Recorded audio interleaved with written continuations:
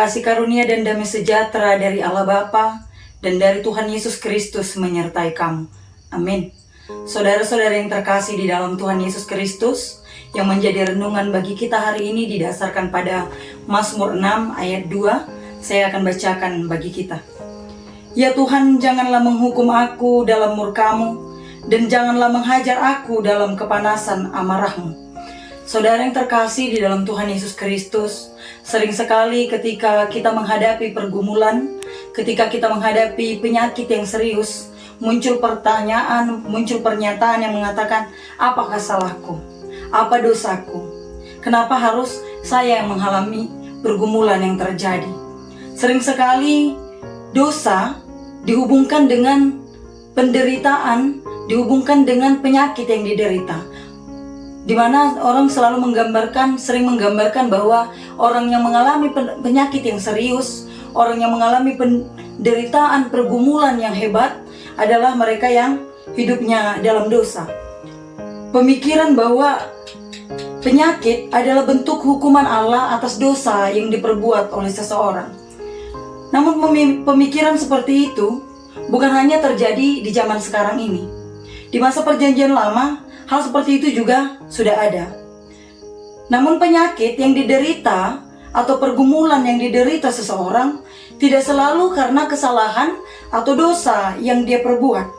Kita bisa melihat itu dari beberapa tokoh Alkitab juga, seperti Ayub, di mana ia mengalami penderitaan yang hebat, penderitaan yang berat di dalam kehidupannya.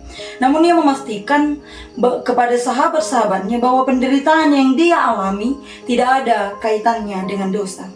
Pada nas ini juga kita dapat melihat bahwa pemazmur mengalami penderitaan, bahwa pemazmur mengalami pergumulan, mengalami sakit yang dia derita di dalam kehidupannya. Pemazmur tidak mengatakan bahwa penyakit yang ia derita berkaitan dengan dosa ataupun kesalahan. Namun pemazmur berdoa, kiranya penyakit yang ia derita bukan karena murka Allah. Pemazmur berdoa memohon kesembuhan dan memohon kiranya Allah tidak murka kepadanya. Janganlah kiranya murka Allah timbul oleh karena Allah mendengar ratapan kesembuhannya. Karena biasanya ketika orang sakit harus mengaku dosanya terlebih dahulu sebelum meminta kesembuhan. Karena dianggap bahwa dosa itu adalah penyebab seseorang mengalami penderitaan ataupun penyakit. Pemazmur berdoa memohon kesembuhan pada Allah tanpa mengaku dosanya terlebih dahulu. Saudara-saudari yang terkasih, kehidupan kita di dunia ini tidak pernah terlepas daripada pergumulan. Tidak pernah terlepas daripada penderitaan. Tidak ada satupun di antara kita yang tidak pernah menghadapi pergumulan. Setiap orang memiliki pergumulannya masing-masing. Bisa itu pergumulan karena penyakit, bisa karena pekerjaan, perekonomian, lingkungan di tempat tinggal, keluarga, anak-anak, dan lain sebagainya.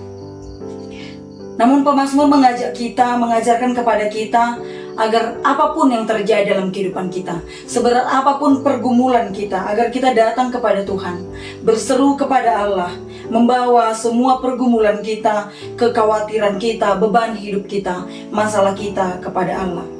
Pemazmur berani memohon, mengatakan di ayat 2 tadi, ya Tuhan, janganlah menghukum aku dalam murka-Mu, dan janganlah menghajar aku dalam kepanasan amarah-Mu. Merupakan doa permohonan belas kasihan dari Tuhan, karena ia mengenal Allah dan ia tahu bahwa Allah penuh dengan kasih setia. Pemazmur dan bangsanya telah merasakan bagaimana kasih setia Allah di dalam kehidupan mereka.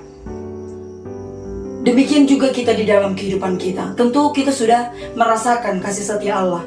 Kita sudah merasakan kebaikan Allah, pertolongan Allah di dalam kehidupan kita.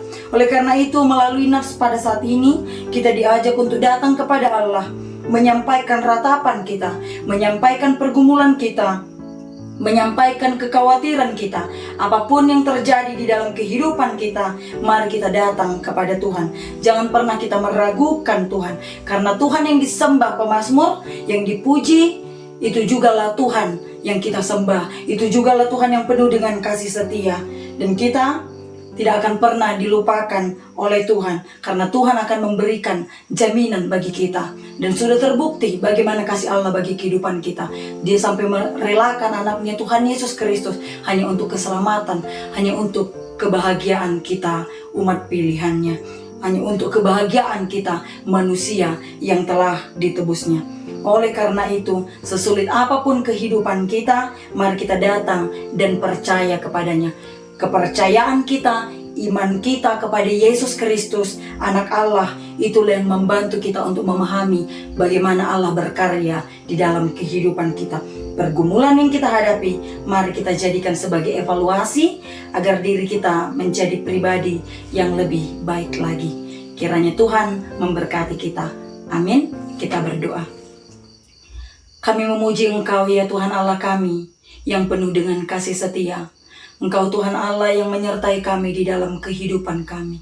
Oleh karena itu Tuhan, kami serahkan kehidupan kami hanya ke dalam tangan pengasihan-Mu, agar kiranya Engkau ya Tuhan Allah yang menuntun kami di dalam setiap langkah kami. Terlebih Tuhan, ketika kami menghadapi pergumulan, Engkaulah mengajari kami agar kami tetap datang kepadamu, berseru kepadamu, berharap, bermohon hanya kepadamu, karena kami percaya tidak ada pertolongan yang lain selain daripadamu. Di dalam Kristus Yesus kami berdoa dan mengucap syukur. Amin.